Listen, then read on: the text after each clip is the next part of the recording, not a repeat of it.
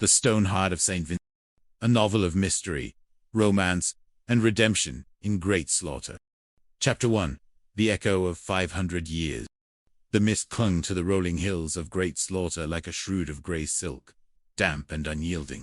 It was a morning that felt heavy with the weight of centuries, the kind of Cotswold dawn where the line between the earth and the sky blurred into a singular, melancholic silver.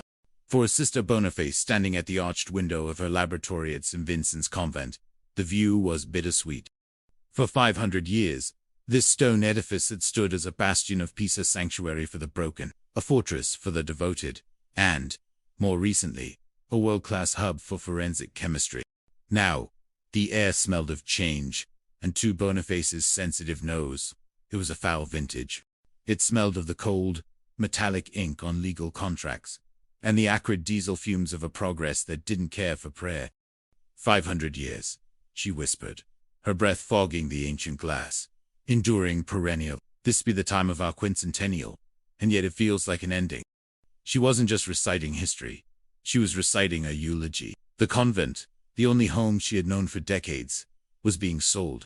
The land, which had witnessed the rise and fall of Tudor kings, and the quiet endurance of local farmers, was destined to become Lord Adam Sedgwick Towers. To the developers, it was a modern luxury living solution. To Boniface, looking at the blueprints, it looked like a skeletal cage of glass and steel designed to imprison the soul of the village.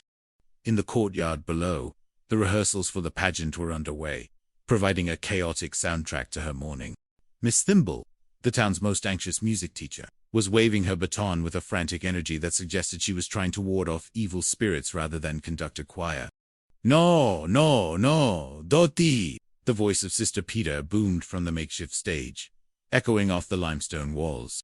"Music needs to flow around my words like a river, not a flood. Dottie, do remember, your cue is the Reverend Mother symbolically handing over the key. It's a moment of dignity, not a race to the finish line." "So sorry," Dottie squeaked from behind the piano, clutching her sheet music as if it were a life raft. "I was worried I'd miss the dramatic pause." Sister Boniface smiled despite the ache in her chest. The pageant was Reverend Mother Adrian's idea, a way for the sisters to go out with their heads held high. It was an odd time to celebrate, but as the Reverend Mother often said, the Lord loves a joyful noise, even in the midst of a storm, especially when the storm is wearing a suit and carrying a briefcase. A sharp knock at the lab door broke her reverie. Inspector Sam Gillespie stood there, looking profoundly uncomfortable in his tweed jacket. Beside him was Felix Livingston, the young, earnest sergeant, who had become like a son to the sisters. Inspector Boniface greeted them, turning from the window with a practiced mask of cheer. "I assume you aren't here for a chemical analysis of the sacramental wine, though I must say, the 1962 vintage is surprisingly robust."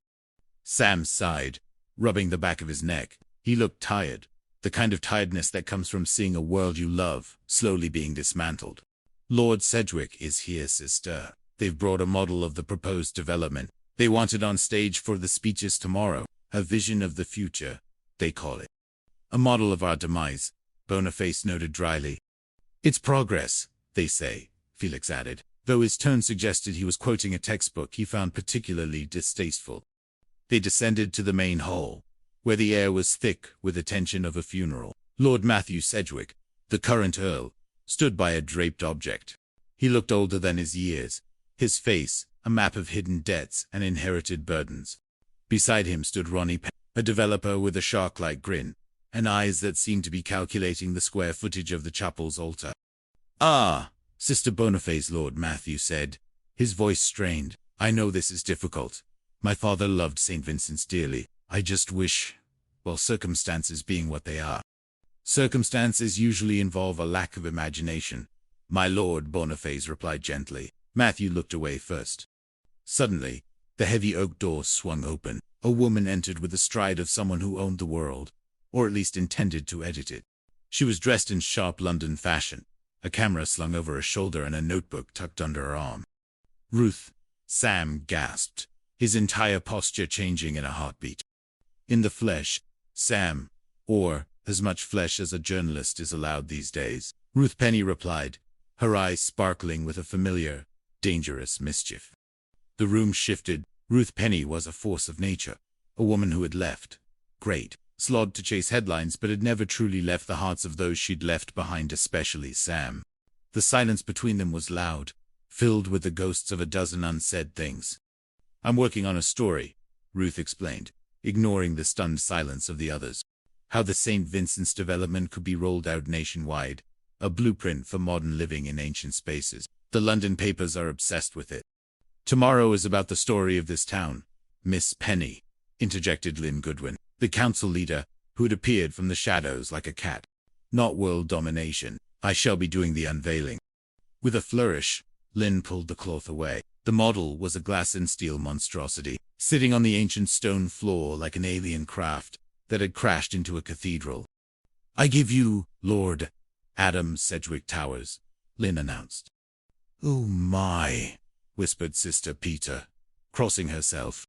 "Progress," Vanessa said, stepping forward. "Like a shark, we keep moving forward or we die." But as the group marveled or mourned over the model, a shadow fell across the doorway. A small, stooped figure in a dusty habit stood there, leaning on a wooden staff. It was Sister Helena, the legendary archaeologist who had spent half her life in the dirt of the Holy Land.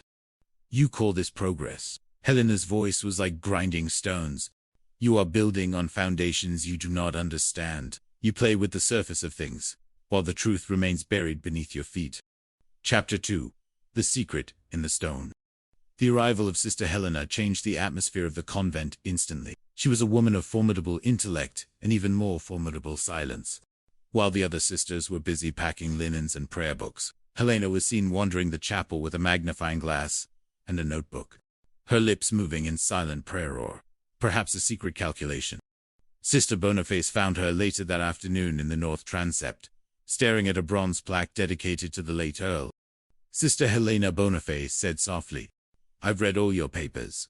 Egypt, Machu, your work in Ephesus was extraordinary. You found the hidden aqueduct when everyone else said there was only dust."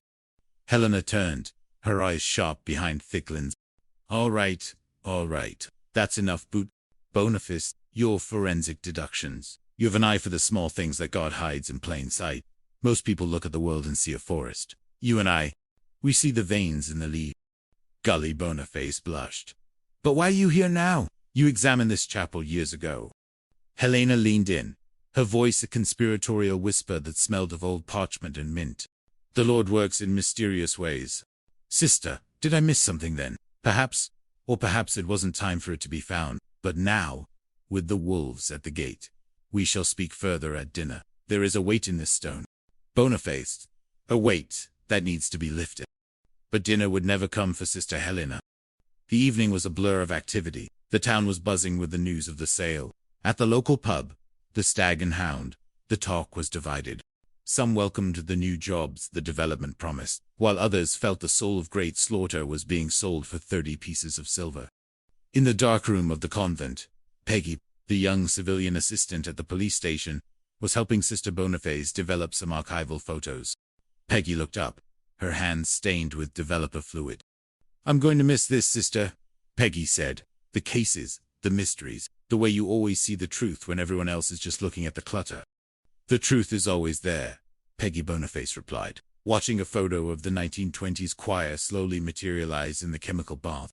"It's just that people are very good at standing in front of it. They use their egos as a screen." A frantic knocking interrupted them. It was Sister Peter, her face pale, her breath coming in short, jagged gasps. "Boniface, come quickly. It's Helena, in the chapel." They ran.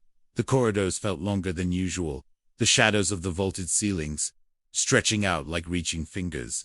The air in the chapel was cold, smelling of extinguished beeswax and ancient dust. There, at the foot of the altar, lay Sister Helena. Her staff was broken beside her. Her eyes, which had seen the wonders of the ancient world, were fixed on the vaulted ceiling, sightless. Inspector Gillespie arrived minutes later. He knelt beside the body, his professional detachment struggling against the personal grief of seeing a member of the St. Vincent family fallen.